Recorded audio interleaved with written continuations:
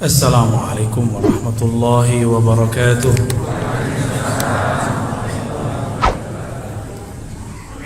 Innal hamdalillah nahmaduhu wa nasta'inuhu wa nastaghfiruh wa na'udzu billahi min shururi anfusina wa min sayyiati a'malina. May yahdihillahu fala mudilla lahu wa may yudlil fala hadiya lahu. Amma ba'du. Nushidukum bi an la ilaha illallah wa anna Muhammadan 'abduhu wa rasuluh. Wa nusalli wa nusallim ala habibina Muhammad wa ala alihi wa ashabihi wa li baitihi wal mahdi khalifatihi wa sallim. Wa qad qala sallallahu alaihi wasallam la tazalu ta'ifatun min ummati zahirina 'ala al-haqq hatta ya'tiya amrullah. Wa qala sallallahu alaihi wasallam sataftariqu ummati ala 73 firqah kulluhum fin nar illa firqah wahidah. Qila man hiya ya Rasulullah? Qala ma ana alaihi wa ashabi, rawahu Tirmidzi. Bapak Ibu, sahabat-sahabat yang dimuliakan Allah, semoga kita termasuk umat Nabi Muhammad sallallahu alaihi wasallam yang diridai oleh Allah, yang dijamin mengikuti sunnah Rasulullah sallallahu alaihi wasallam. Belakangan ini mulai muncul lagi gejolak beragama. Orang merasa dialah yang paling ikut sunnah Nabi Muhammad sallallahu alaihi wasallam. Ya nak? Cuma karena berbeda penampilan, berbeda kunut, cuma berbeda sayyidina tidak sayyidina, berbeda doa berjemaah tidak berjamaah, langsung menjadi permasalahan. Dan tidak jarang mereka mengatakan ulama-ulama kita yang dulu itu ulama-ulama yang sesat. Kalau kita ditanya, ini Bapak Ibu ini ditanya, kenapa kamu begini? Karena Bapak Ibu bukan ulama, pasti jawabannya begitu orang tua dulu kami mengajarkan. Mereka gunakan ayat untuk orang kafir, musyrik, untuk menyalahkan Bapak Ibu. Apa ayat yang dipakai? Wa idza qila lahum ittabi'u ma anzalallah qalu bal nattabi'u ma wajadna alaihi aba'ana. Itu ayat tuh orang kafir. Jika dikatakan kepada orang-orang kafir musyrik, ikutilah apa yang Allah turunkan, apa jawaban mereka? Kami hanya mengikuti apa yang telah diajarkan orang tua kami. Apa kata mereka? Kalian ini mengikuti ajaran orang tua, tidak boleh. Yang boleh hanya mengikuti ajaran Allah dan Rasul. Jadi kata mereka, orang tua kita dahulu itu musyrik. Ya, kan begitu logikanya, benar gak? Dianggap orang tua kita dulu itu musyrik, mengikuti orang musyrik tidak boleh. Nah, ini logika yang kacau. Ya. Dulu Bapak Ibu kalau lihat masjid-masjid tua, pasti di depan mihrabnya ada kuburan. Tapi saya mau tanya, yang sholat di masjid itu nyembah kubur atau nyembah Allah? Tapi mereka suudzon, lalu mengatakan tidak boleh sholat di masjid yang ada kuburnya, syirik, menyerupai Yahudi. Agama apa yang takut kepada kuburan? Ada nggak? Ya itu agama dia. Nggak ada ajaran agama yang ngajarin takut kepada kuburan. Mau ada kuburan, mau nggak ada kuburan, kita nggak ada urusan. Bukankah di Masjid An-Nabawi ada kuburan Nabi sallallahu alaihi wasallam? Wajar. Salah satu imam mereka tidak pernah lagi mau sholat di Masjid Nabawi, karena di samping Masjid Nabawi ada kubur Nabi Muhammad sallallahu alaihi wasallam. Ya. Takut sama kuburan, ya. Takut syirik. Kalau seandainya kita mau jujur, tiada di muka bumi ini kecuali di situ ada kuburan, benar gak? Ya. Jangan-jangan dulu di bawah masjid ini ada kuburan. Dan banyak hal lah ya. Kenapa muncul pemahaman-pemahaman seperti ini? Ada sebabnya. Pertama, ajaran Islam yang diajarkan tidak lagi bersanad. Apa arti bersanad? Bersilsilah, berguru. Jadi mereka mengatakan tidak usah ikut guru, langsung saja kepada Al-Quran dan Sunnah, ya enggak? Betul ya? Tidak usah ikut guru, nggak boleh ikut ustadz, tidak boleh ikut buya, langsung kepada Al-Quran dan Sunnah. Berarti orang ini nggak belajar ilmu hadis dengan baik. Ilmu hadis, ilmu Al-Quran, bahkan qiraat, itu semua lewat imam. Contoh, kita di sini kalau baca Al-Fatihah, bismillahnya dijaharkan nggak? Itu qiraah, namanya qiraah Hafs an Asim. Ya, itu qiraah imam. Imam Hafs belajar kepada Imam Asim, beliau menjaharkan basmalah, Bismillahirrahmanirrahim. Itu imam. Jadi bacaan Quran pun ikut imam. Kalau tidak boleh ikut guru atau imam, ikut ulama, berarti nggak boleh baca Quran. Terus dia ikut Quran yang mana? Jangan-jangan dia dapat wahyu baru, Quran yang baru. Coba tanya mereka, Qurannya sama nggak sama kita? Ya, sama nggak Qurannya sama kita? Sama, yakin. Tapi dia nggak ngerti bahwa Quran yang dia punya itu dari ulama. Kita tanya lagi, tidak boleh ikut ulama, tidak boleh ikut mazhab, langsung saja kepada sunnah, gitu kan? Bener? Gitu? Kita tanya, ikut sunnah, sunnah yang mana? Apa kitabnya? Apa jawaban mereka? Langsung saja baca Sahih Bukhari dan Muslim. Lah, Sahih Bukhari dan Muslim itu adalah kitab ulama. Bukhari itu nama imam.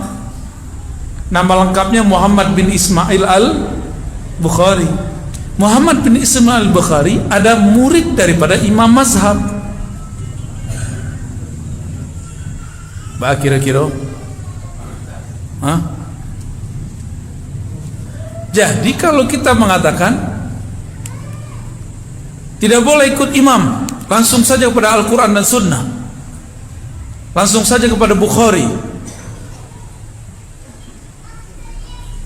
Imam Bukhari itu juga seorang imam. Imam Syafi'i melarang ikut mazhabnya. Itu Imam Syafi'i ngomong ke siapa? La tuqalliduni, jangan taklid kepadaku. Itu Imam Syafi'i ngomong ke siapa? Ke orang yang hampir selevel dengan beliau. Ada di sini yang selevel Imam Syafi'i? Gak ada ya? Tamatan SMK bentak ustad, bentak ustad, tidak boleh bermazhab. Kita tanya, kok nggak boleh bermazhab? Begitulah kata Imam Syafi'i, janganlah taklid kepadaku. Kita tanya balik, kamu dapat sumber dari mana? Dikirim, ternyata lewat Google. Dikirim link 7 kali link lewat WA dulu. Itu sama dengan menyiram laut dengan air garam, ya. Sumber dari Google itu kitab itu bacaan si ustad. Cuma karena sudah kena brainwash. Apa arti brainwash? Kecuci otaknya. Fa in tanaza'tum fi syai'. Ayatnya benar, pemahaman dia tidak benar. Jika kamu berdebat, kamu berselisih, kembalilah kepada Allah dan Rasul, bukan kepada imam. Gitu. Itu kayaknya benar ya. Bukan kepada imam, kepada Allah dan Rasul. Allah berarti Al-Quran, Rasul berarti hadis Nabi. Kita tanya, Al-Quran lewat imam bukan? Yang pernah belajar qiraah sab'ah ada nggak? Qiraah 7 imam ada nggak? Al-Quran yang kita baca ini qiraah Imam Asim. Kalau tidak boleh ikut imam, tidak boleh baca Quran seperti yang kita baca sekarang. Ini yang cetakan Madinah Mekah sama. Jadi teman-teman, sahabat-sahabat, jamaah yang dimuliakan Allah, banyaklah hari ini orang-orang secara zahirnya seakan-akan lebih nyunnah, tapi batinnya ternyata tambah jauh daripada ahlus sunnah itu sendiri. Jadi judulnya agak gawat nih, Pak Apriyadi, kayak judulnya judul orang Pekanbaru Duri itu ya. Selamatkan umat dari apa judulnya? Ahlul bid'ah. Aduh, gawat itu. Ahlul bid'ah, siapakah yang disebut ahlul bid'ah?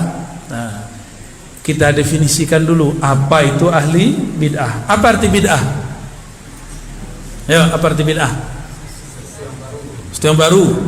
Antum baru, bid'ah dong. Berarti definisinya belum mania, belum ada batasnya. Jadi definisi itu harus jamnya, harus mania, harus mencakup, tapi harus ada batasannya. Ayo, apa bid'ah? Bid'ah apa? Tidak diajarkan Nabi. Nabi tidak pernah mengajarkan baca Quran pakai mushaf. Nabi pakai mushaf nggak dulu? Nabi nggak bisa baca tulis. Bah kira-kira ahli bid'ah lah dua ahli bid'ah sko. Ale ibu, apa bid'ah bu? Sesuatu yang calon ibu nih, sesuatu yang tidak pernah dilakukan Nabi. Nabi pernah nggak pengajian hari Ahad malam? Nggak tahu. Sesuatu yang Nabi tidak lakukan. Nabi pernah sholat tarawih jamaah nggak? Pernah nggak Nabi sholat tarawih jamaah? Itu bukan tarawih, qiyamul lail. Ya. Kalau bid'ah itu yang tidak dilakukan Nabi, maka banyaklah sekarang bid'ah. Pembatas antara laki dan perempuan tidak pernah dibuat di masa Rasulullah. Coba lihat semua hadis yang antum tahu, Bukhari, Muslim, Abu Daud, Tirmizi, tidak menyebutkan pembatas antara saf laki dan perempuan. Bid'ah nggak tuh? Kalau pakai definisi adillah tadi. Ada lagi? Ada yang mau buat yang baru nggak? Ini kayaknya buyanya. Oh, dawam ternyata ya. Anak tarbiyah Islamiyah kayaknya. Yang tidak ada dalilnya. Sekarang dalil ada berapa? Ibu, Bapak, dalil ada berapa? 2. Serius? Oke. Quran dan sunnah gitu ya?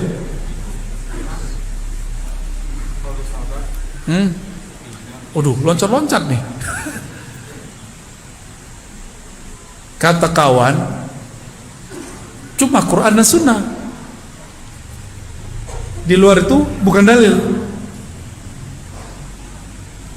Tuh. Bermasalah nggak? Jadi mereka nanya, Ustadz, masih untung baca Ustadz. Kalau nggak habis tuh kawannya. Tunjukkan satu ayat saja di Quran mengenai dalil buat maulid. Dia kira kita ciut digituin ya. Ini tinggal pertanyaan balik. Bang, Mas, Dek, udah, Adia, Anda sholat subuh 2 rakaat atau 3 rakaat? 2 rakaat. Tunjukkan satu dalil di Quran kalau sholat subuh itu 2 rakaat. Jadi tidak semua pertanyaan harus dijawab dengan jawaban. Bisa pertanyaan dijawab dengan pertanyaan.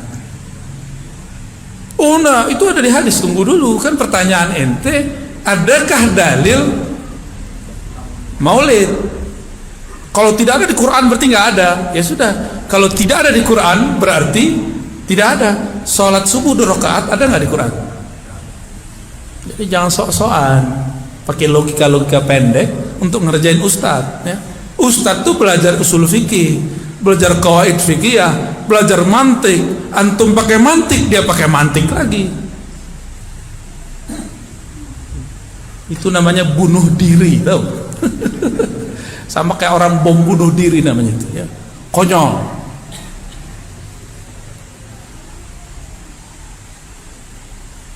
Dalil ada banyak. Apa arti dalil? Argumentasi. Ada Quran, ada sunnah, bukan hadis.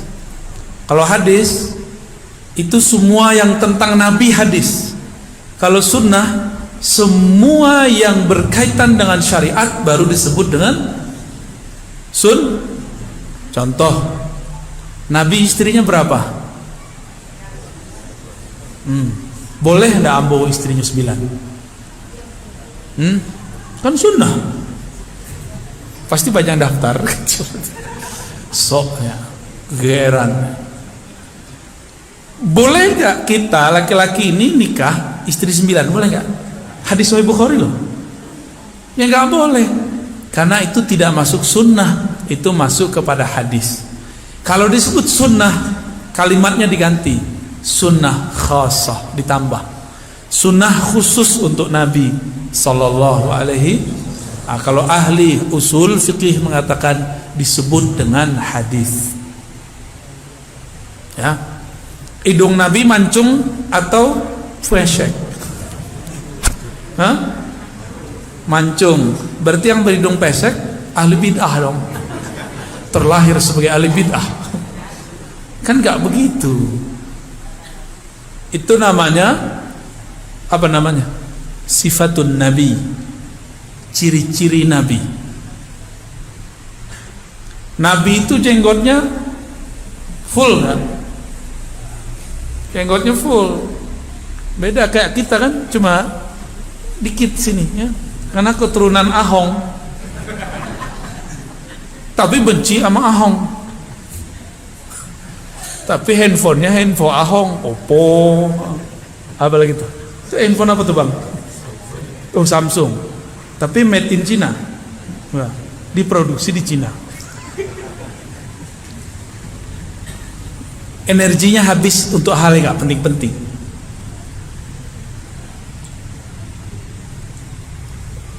Nabi SAW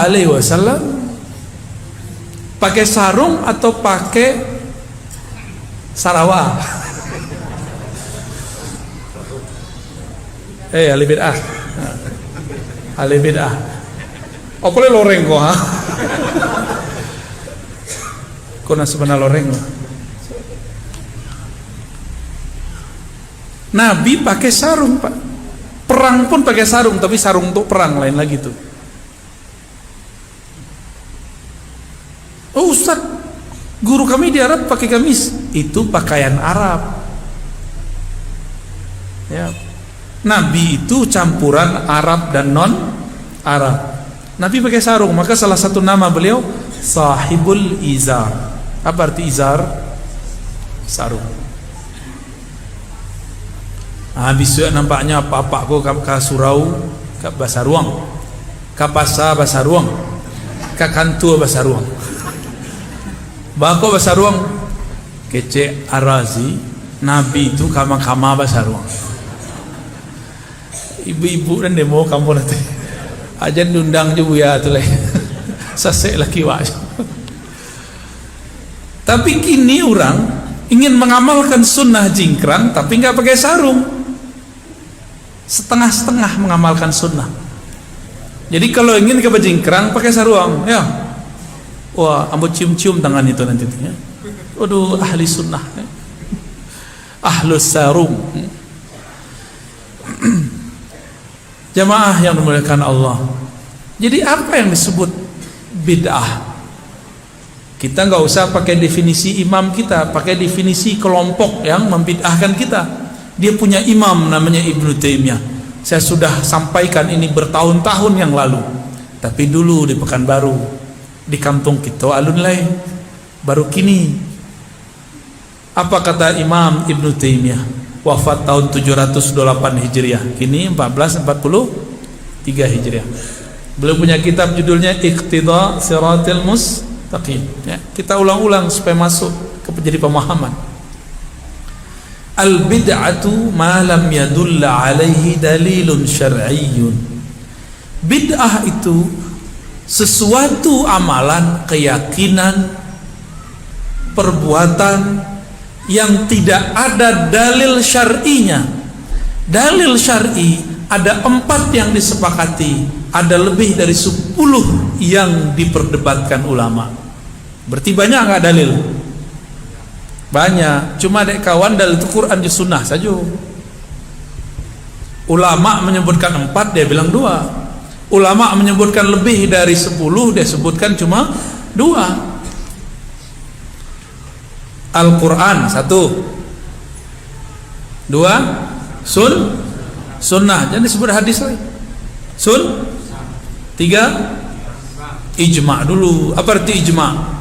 Kesepakatan ulama mujtahid, bukan kesepakatan jamaah. Ya, tadi ini wali negari bertanya ya, ba'a jamaah kita sepakati isya diundur. Canggih lo nak. Bitu eloknya ketua masjid kawa. Kalau ketua masjid tuh pengen memahamkan pemahamannya surang. Di masa Rasulullah sunnahnya isya ditakhir. Tapi dek kawan baru mengerti, awak takhir seketek berang-berangnya. Ya. Sembayang-sembayang sorangnya di belakang. Komat-komat sorang di belakang. Kadang-kadang ustadz sedang ceramah tuh dibentaknya. Woi, sholat. Ketua masuk. Ketua masuk itu kiamat.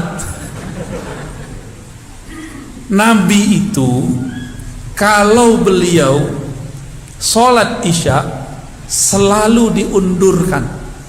Bukan time masuk isya, enggak. Jarang-jarang beliau di awal waktu isya. Antum bisa lihat semua hadis Nabi. Kecuali jika umat telah berkumpul untuk sholat jamaah. Kalau kita sedang berkumpul untuk ngaji dulu, ya, baru dengar ya hadisnya. Jadi kalau seandainya kita nanya kepada orang tua-tua, gak usahlah jauh-jauh di sini ya. Kami dulu ke Pelambayan, apa namanya dulu? Palembayan. Isya dulu di situ kami sembahyang jam 9. 9.10 lah. Kiranya di surau-surau ulama-ulama ahli zikir itu diterapkan kalau lagi riyadhah iktikaf, sholat isya'nya diundur. Oh, mereka nggak terima, protes. Afdalus shalah fi awwali waqtiha. Padahal bukan begitu yang sahih kalamnya. Salat yang afdal di awal waktu, yang sahih afdalus shalah ala waqtiha. Salat yang afdal itu pada waktunya. Waktu salat isya mulai dari terbenamnya atau hilangnya mega merah sampai terbit fajar. Ada waktu afdal sampai tengah malam, ada waktu ikhtiar sepertiga malam pertengahan, ada waktu yang sudah mulai darurat ya, ittirar, itu di sepertiga terakhir. Ada ilmu begitu, cuma kawan kan nggak mau tahu ya. Jadi sholat isya itu kesepakatannya ini, kita kalau mau buat suatu amalan yang ditanya ulama atau jamaah. Tadi inya wali negari lo anak dia gihnya nang kalama ada umat. Kalau ambo ndak nang kalama dalil.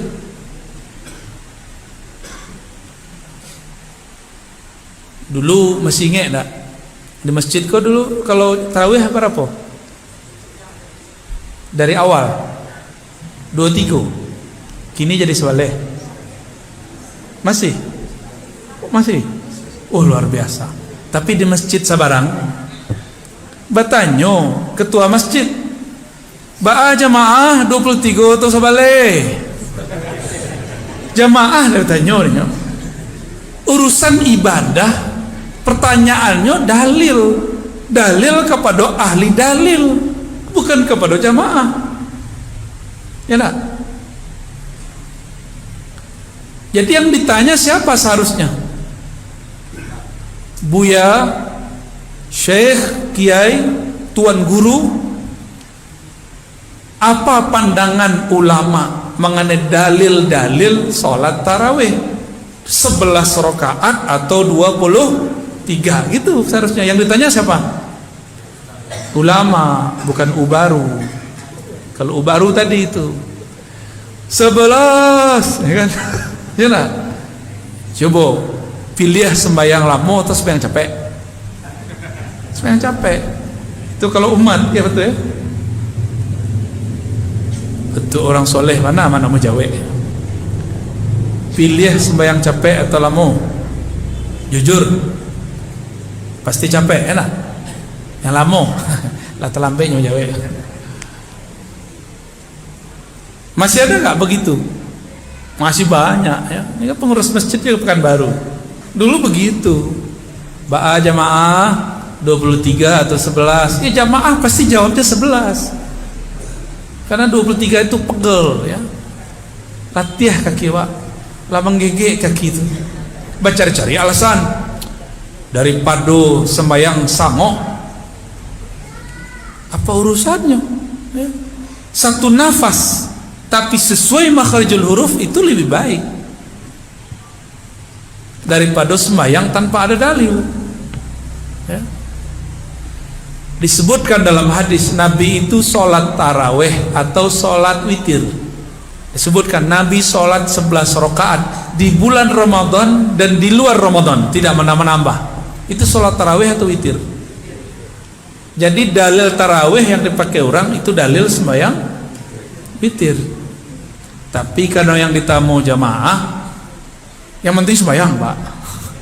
Sebalik jadi itu. Ini contoh-contoh kasus kan. Jadi kesepakatan itu bukan kesepakatan jamaah. Kesepakatan itu kesepakatan ulama mujtahid. Di Mekah Madinah berapa rakaat orang sembahyang? Ya, pasti nak mau ngaku kan? Ya. Tapi untuk membid'ahkan kunut pakai Mekah Madinah. Di Madinah, di Mekah ada orang kunut toh. Giliran wak tanya, kalau tarawih Mekah Madinah 20 tambah 3 rakaat. Oh, terima itu. Ya, dalil saisi parui. Nang kalama denyo saja. Jadi ijma' di situ kesepakatan ulama mujtahid, bukan ustad. Ustadz pun tidak punya hak, cuma ulama yang mujtahid. Mujtahid itu yang boleh memproduksi hukum. Yang keempat kias. Itu dalil yang disepakati. Contoh kias apa kias? Apa arti kias? Analog, perbandingan. Nabi zakat dengan gandum dan kurma. Sampai di negari orang Kapau, kurma itu menjadi kue ya gak? Hidangan. Jadi kurma itu hidangan setara dengan kue kacang tujin. Di samping kacang tujin ada kurma. Jadi bagi orang kita, kurma itu bukan makanan pokok, tapi saji-saji, sesajian ketika ada orang datang ke rumah. Benar nggak? Maka kalau ada orang Kapau berzakat fitrah dengan kurma, zakatnya tidak sah. Apa sebab? Zakat fitrah itu artinya zakat makan pokok. Makanan pokok orang Kapau kalian nasi jo, basi itu nasi. Yo, kalau yo awak zakat, awak pakai basi. Pakai apa? Pakai nasi yo. Pakai nasi itu katan. Kalau nak juga katan gitu, tergantung makanan pokoknya apa. Di zaman Rasulullah tidak ada orang yang zakat fitrah dengan duit. Hari ini kawan-kawan zakat fitrah dengan aplikasi bank mobile banking. Kicik kawan, bank tu haram. Itu bisi-bisi selalu nak. Kalau bank haram, semua produk dari bank wajib diharamkan. Fulus dari bank nak. Berarti orang tu tidak bisa makan dong. Dia harus pakai hidup gaya barter. Diambilnya pisang, dijualnya ke pasar untuk membeli bareh. Tapi kawanku mengharamkan suatu setengah-setengah, dia tidak mengerti. Mengharamkan bank tapi tidak mengharamkan produknya. Apa produk bank? Yang paling kita cinta, lebih cinta daripada pasangan. Dibawa kama-kama. Kalau pasangan tidak dibawa kama-kama. Tuh nama gesek-gesek tuh. ATM-nya nak. Kan pitih dari bank tuh. Di situ panjang loh ceritanya nanti tuh. Ya. Pak kira-kira. Lazat saya tuh. Pak, kita tanya jamaah. Lanjut. Itu dalil yang disepakati. Coba dihafalkan. Quran, ijma, Quran, sunnah, ijma, qiyas. Sampai ya. Kini ada dalil yang dipakai sebagian imam yang bersanad kepada Rasulullah, tapi tidak dipakai oleh imam yang lain yang juga bersanad kepada Rasulullah. Contoh, Imam Malik, guru dari Imam Syafi'i. Imam Malik berguru kepada murid sahabat. Di antaranya Nafi'. Siapa di antaranya? Imam Nafi'. Imam Nafi' berguru ke murid sahabat, kepada sahabat namanya Abdullah bin Umar, Abdullah bin Abbas, Abu Hurairah. Maka beliau mengatakan, amal ahli Madinah adalah amal sahabat Rasulullah sallallahu alaihi. Maka muncullah satu kaidah oleh Imam Malik, jika orang Madinah beramal maka bukanlah bid'ah di zaman Imam Malik. Tapi kalau kini orang Madinah beramal belum tentu sesuai dengan mazhab Imam Malik. Imam Malik itu tidak berani pakai sandal sepatu di kota Madinah. Apa sebab? Beliau mengatakan, bagaimana mungkin Malik bin Anas menggunakan sandal sedangkan di bawah bumi ini tertanam tubuh manusia paling mulia, baginda Nabi Muhammad sallallahu alaihi wasallam. Balik telok nyeker ke mama. Ya. Kironya orang nan dak pakai sandal kok jadi imam. Satu kali Imam Malik sedang taklim di masjid, di sudut masjid, tiba-tiba muazzin sudah azan di atas menara. Bagageh lah, ya bahasa bagageh sunat. Kalau orang berkumbuh bagogeh. Besi gului. Diambilnya lah kitab, dimasuknya ke dalam apa namanya dulu kalau orang santri-santri orang siap punya tas tuh. Kampie, tak kapie loh. Dimasuknya lah ke dalam kampie itu. Bertanya Imam Malik, wahai Ananda, hendak mau kemana engkau? Elok-elok Imam Malik magih tahu. Bertanya, wahai Tuan Syekh Imam Malik, bukankah sudah azan? Berarti kita sudah harus segera sholat. Nah, kok makanan empuk kok? Ya. Bertanya Imam Malik, wahai Ananda, apa hukumnya sholat sunat, sholat berjamaah? Apa hukumnya? Wajib atau sunat? Sebenarnya hukum itu mustahab atau mandub ya, tapi dah jadi bahasa awam. Apa hukumnya sholat berjamaah? Wajib atau sunnah? Dijawab lah de santri kok, sunnat wahai tuan guru. Ditanya balik, apa hukumnya belajar ilmu Wajib wahai tuan guru. Inyo tadilah tagak duduk alia. Jawaban inyo itulah sebenarnya kaji. Oh berarti kalau orang azan, awak sedang mengaji, kita lanjutkan pengajian kita. Sampai kini di Masjidil Haram, Masjid An-Nabawi, selesai azan, taklim lanjut gak? Lanjut. Dia tidak pandai bahasa Arab kan tidak pernah ikut. Kamu pernah ikut? Walaupun yang berkalam itu, yang ngajar itu imam-imam Wahabi, tapi kamu dengarkan. Walaupun mereka nggak mau ikut dengar taklim kita kan, kita dengerin taklim dia. Waktu itu ada yang nanya, ya Syekh, ma hukmu isti'mali subha? Apa hukum menggunakan tasbih? Tuh, lah sampai di Masjidil Haram itu aja tanya baru, nggak level. Tidak berkualitas. Jauh-jauh ke Mekah, Madinah, pertanyaan masih seputar tasbih. Tidak berkualitas. Persoalan-persoalan kecil dibawa ke Mekah, Madinah. Banyak ongkos mah. Ya, anca agi sepitino ke kami kan. Ya, kita jawe ada 5 dalilnya. Ya. Banyak dalilnya. Bah kira-kira. Ke Mekah, Madinah, berapa ongkosnya? Bapak Ibu travel 25 juta 30 ah? 30 VVIP jumbo ya. Kemarin store ambil lagi dalil nanti pakai bahasa Arab mau jawab nanti bil Arabiyah al-fasihah. Kita kok terlalu melebih-lebihkan orang berbicara Arab. Itu kalau diterjemahkan kalam orang itu sama bentuk ceramah orang warisiko, isinya sama, cuma ngecek bahasa Arab agak sedikit agak suci bentuknya. Sadaqallahul azim, sadaqallahul azim. Dia ngecek bahasa Arab. Masih lanjut di Mekah Madinah, ba'da azan lanjut kajian.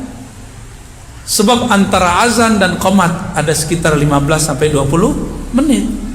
Dek kita para mini. Orang awak aku panggului. Panggagih. Ya, penggagih. Pengen cepat kiamat ya enggak? Kan sempat kejadian kan orang kita tuh nama jantung. 15 Ramadan akan terjadi dukhon. Orang awak aja tuh. Terjadi enggak? Tak terjadi. Tapi dia tidak pernah minta maaf. Padahal hadisnya palsu. Panggagih. Imam Mahdi alun keluar alunnya. Dajjal masih basuruh nyuruh aja udah percayalah ada Dajjal kan. Panggagih, panggului. Sembayang tuh panjang waktunya nyoba capek. Nampaknya besok pagi antara azan sampai subuh jadi 15 menit tekah. Berapa menit sko Pak pengurus? 10 menit. Kita kok nagari dingin. Sembayang subuhnya di awal waktu, lain di Turki lebih dingin lagi. Sembayang subuhnya di akhir waktu. Makanya masjid sepi subuh-subuh. Apa sebab? Karena sholat subuhnya di awal waktu, setelah azan antara qomatnya cuma 7 sampai 10 menit. Itu sebabnya barangkali ya. Tapi terserah Bapak Ibu lah ya. Tidak akan berubah terserah ya. Tapi kau berang lo kamu kau tanya lo ke jemaah balik kan. Baam menurut Bapak Ibu.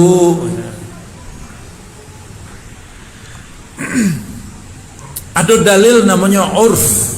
Apa arti urf? Arafah. Ya. Ya'rifu atau ya'rafu.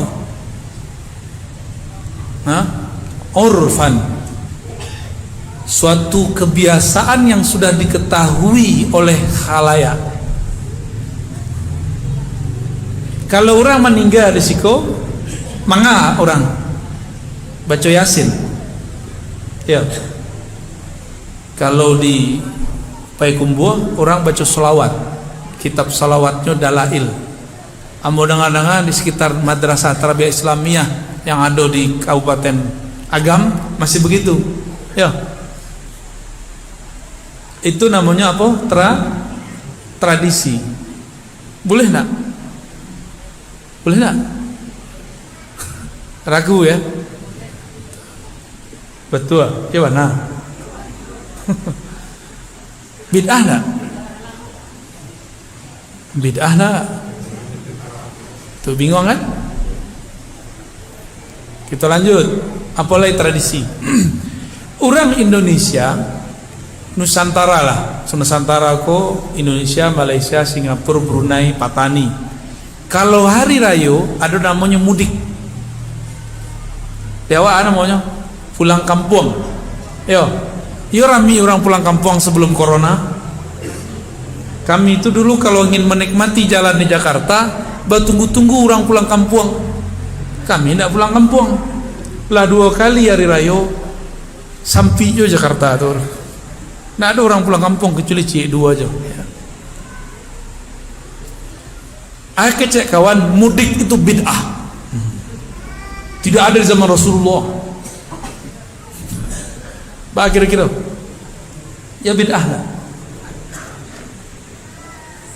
Mudik itu bagian dari tradisi. Tradisi itu kaedahnya jika bertentangan dengan Al-Quran, Sunnah, Ijma' Qiyas, maka dia batil. Adakah mudik itu bertentangan dengan salah satu dalil Al-Quran dan Sunnah, Ijma' Qiyas? Ada nggak? Tidak ada kan? Tapi kawanlah telonsong mengecen mudik itu ya. Mengatakan selamat hari raya minal aidin wal faizin itu bid'ah. Karena tidak ada di zaman Rasulullah. Begitu ya? Betul. Nabi kalau bersobok apa Nabi bahasanya? Marhaban ya. Kalau awak kalau sobok pakai apa? Selamat datang. Tuh, bid'ah enggak? Nabi tidak pernah menyebut selamat datang. Nabi bacanya apa? Marhaban. Oh, sebut. Boleh enggak? Kembali ke hari raya, boleh menyebut minal aidin wal faizin. Apa arti minal aidin wal faizin? Itu kalau orang ngerti bahasa Arab, itu kependekan dari doa. Allahumma ja'alna minal aidin wal faizin. Ya Allah, jadikan kami orang yang kembali ke dalam maghfirah ampunanmu, dan faizin yang mendapatkan fauz. Apa arti fauz? Kemenangan. Boleh tak? Boleh-boleh saja, kan bagian dari doa. Doa boleh tak? Tapi dek kawan itu bid'ah. Ya, banyak lagi bid'ah. Karenanya tidak faham apa yang disebut uruf ya. Apa lain? Nabi sembahyang pakai apa tadi?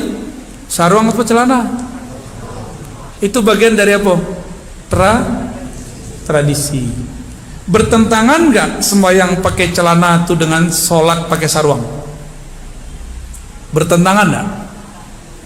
Tapi kalau bapak ibu apa-apa kok pakai training sembahyang Jumat, sah kan? Kalau jadi khotib, apa kira-kira? Berarti secara tradisi tidak elok, walaupun sah. Kawan kok ingin mengikuti sunnah Nabi. Nabi sembahyang pakai sarung, inyo sembahyang pakai celana gunung. Kok mohon maaf kok kontan-kontan cash kita katakan. Kalau ingin ikut Rasulullah, ikutilah pakaian Rasul. Jangan cuma jingkrangnya, tapi juga pakaiannya. Rasakan kenikmatannya, asik. Ambo belajar pakai sarung kok di Jawa. Ulama tamatan Saudi. Jadi kami dulu mengaji kitab hadis, bayangan ambo, guru ambo tuh pakai gamis setiap hari. Kira semua ambo calegnya cuma berapa kali pakai sarung, pakai gamis. Lebih sering pakai sarung. Tapi beliau tidak melarang pakai gamis. Tapi beliau mengatakan pakaian Nabi itu sarung, di luarnya pakai gamis bagi luar. Itu baru top ya. Lanjut ya. Jadi yang disebut kelompok bid'ah itu siapa? Dalam ilmu hukum fikih dan usul fikih, kelompok yang tidak memahami dalil yang disepakati ataupun yang tidak disepakati. Itu secara hukum. Secara ilmu akidah, kelompok yang disebut ahli bid'ah itu adalah kelompok yang mengajarkan akidah yang tidak diajarkan Al-Quran dan Sunnah, ijma' qiyas. Di Quran itu setelah dikumpulkan dalil-dalilnya oleh para ulama, kemudian muncullah ilmu mengenai belajar sifat Allah. Dia orang awam kok susah memahami dalil Quran, disederhanakanlah ada disebut sifat wajib, sifat mustahil, sifat jaiz. Lain belajar tu nak? Sifat wajib 20. Ya. Sifat itu dari Quran semua itu. Dikumpulkan oleh Imam Abul Hasan Al-Asy'ari, dan itu dikumpulkan di akhir abad ketiga, di awal abad keempat Hijriyah, sampai kini abad 15 masih bertahan di masjid-masjid, di madrasah-madrasah, di pesantren-pesantren. Tiba-tiba kawan mengatakan belajar sifat 20 bid'ah. Yang betul belajarnya pakai tauhid dan tiga, uluhiyah, rububiyah, asma' was sifat. Nah, nampak paling sedih tamatan Al-Azhar. Di Al-Azhar diajarkan sifat 20, tapi nyo pulang kampung yang nyo ajarkan 3 tauhid. Ambo yang mengajarkan sifat 20 dianggapnya ahli bid'ah. Ar-Razi itu ahli bid'ah, akidahnya Jahmiyah, majan sifat 20. Berarti nyo sedang ingin mengatakan guru-guruku di Al-Azhar adalah ulama yang sesat. Ya nak? Sebab di Al-Azhar orang pakai sifat 20. Percaya tak? Di Al-Azhar itu menggunakan kitab Al-Iqtisad fil I'tiqad karya Imam Abu Hamid Al-Ghazali. Ya.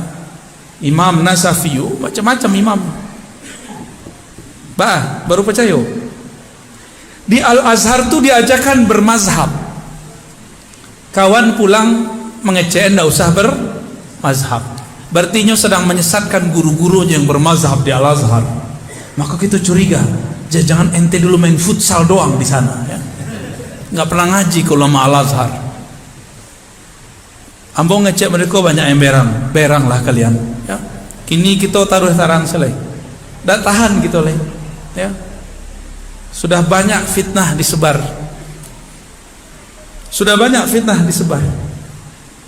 Kini kita hitam putih, ya. Tunjukkan kitab-kitab yang engkau pelajari di Al-Azhar, ya. Lalu tunjukkan ajaran yang engkau ajarkan sekarang. Balain. Ini kalau bahasa kasarnya pengkhianat terhadap Al-Azhar. Sedih nggak kita?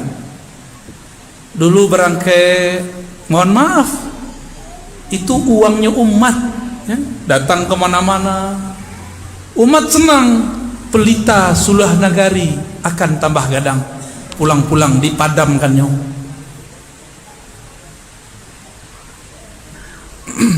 Kawan-kawan di madrasah tarbiyah, di pesantren, karena mereka belum pernah ke Timur Tengah, gemeteran juga dibergertak begitu.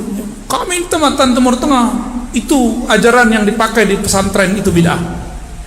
Ganti. Akhirnya ikulah kawan mengganti-ganti.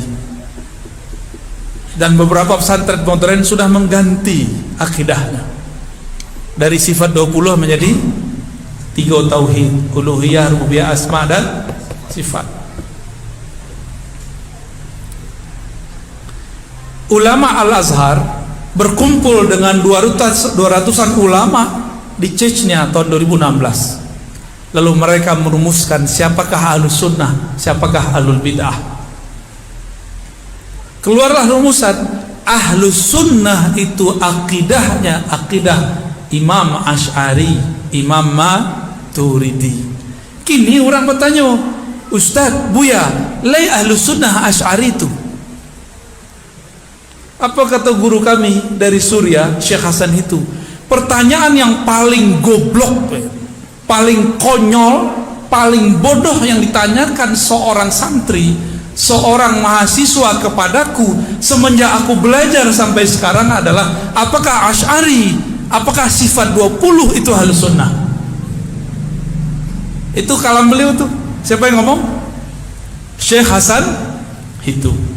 Beliau S1, S2, S3 di Al-Azhar, ulama Suriah, ngajar di Kuwait dan di Saudi. Itu kata-kata beliau. Nah, nanti tidak lama-lama kalau di masjidku masih ada yang mendendangkan sifat 20 enggak? Udah nggak ada ya. Dulu Salahuddin Al-Ayyubi untuk membangunkan masyarakat subuh itu pakai Allah wujud kidam bakoh. Jadi sebelum tarahim itu kan belakangan adanya. Dulu umat tuh dibangunkan dengan dendang-dendang sifat 20 atau Asmaul Husna. Salahuddin Al-Ayyubi. Pak kira-kira akidah Asy'ariyah beliau. Muhammad Al-Fatih ikut Imam Maturidi, sifat 20 juga. Dia nyebutnya sifat 13. Tapi kini yang jualan Al-Fatih anti dengan akidah Asy'ariyah dan Maturidiyah. Ya. Banyak hari ini. Yang jualan khilafah, dia nggak tahu pendiri khilafah Al-Utsmaniyah itu akidahnya Asy'ariyah Maturidiyah. Bah, menyeramkan nggak? Menegangkan ya. Mengaji jompo payah senyum nak. Itu senyum. Bah kira-kira lah pecah kepala. Seketek lain.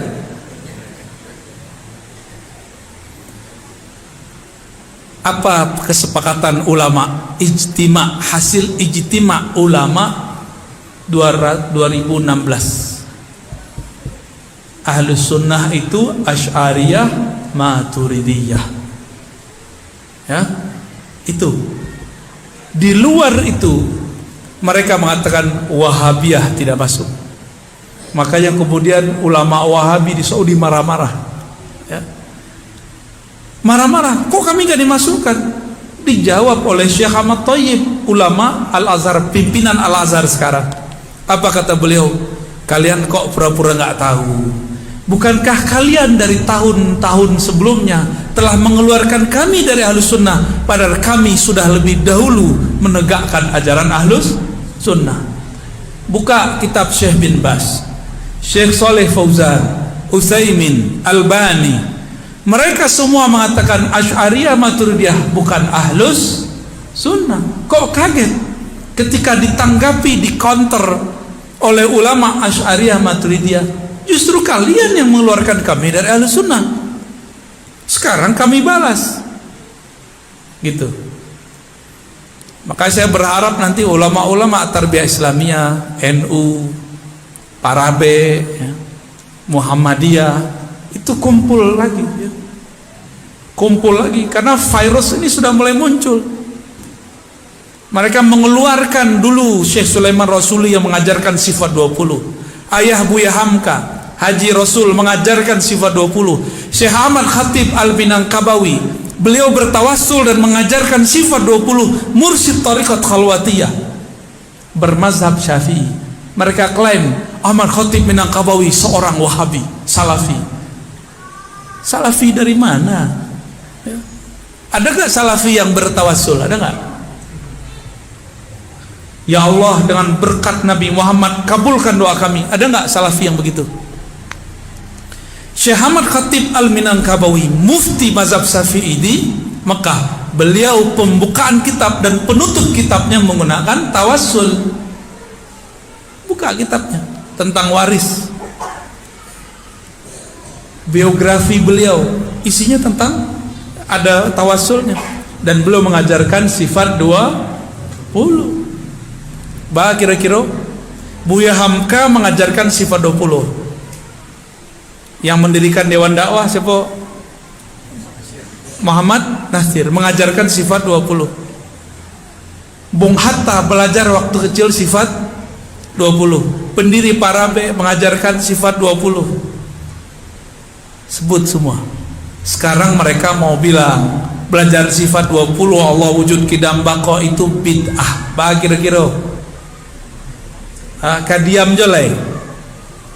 Yo Ustadz, kami pengen aman-aman aja Ustadz, gak mau konflik. Mau begitu? Ya sudah, berarti gak ikut berjuang bersama kita. Ya, siap-siap nanti masjidnya hilang, bangunannya aduh, masjidnya hilang. Alah tuh 10 pertanyaan ya. Jadi siapakah yang disebut ahli bid'ah? Kelompok yang membid'ahkan ajaran Ahlus Sunnah yang diriwayatkan oleh Imam Asy'ari Maturidi, yang diriwayatkan oleh 4 mazhab, Malik, Abu Hanifah, Syafi'i, Ahmad bin Hanbal, Hanbali, yang membid'ahkan ajaran tasawuf. Merekalah sebenarnya ahlul bid'ah itu. Sudah paham siapa ahlul bid'ah?